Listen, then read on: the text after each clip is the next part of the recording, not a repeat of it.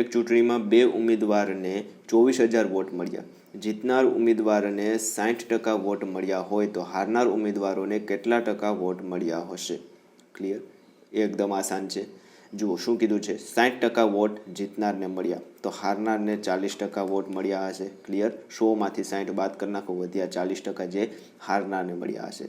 Total vote કેટલા છે? 24,000. તો હવે આપણે શું કરવાનું છે, કેટલા વોટ મળશે હારનારને? 40% મળશે. કોના? તો કે 24,000ના. બસ 24,000 જે છે એના આપણે 40% ગોતી લેવાના છે. તો 24,000 ગુણ્યા 40/100. ક્લિયર? તો ચોકે સોલ્વ. 1 4 2 8 ને 1 9. તો 9600 એ આપણો શું હશે?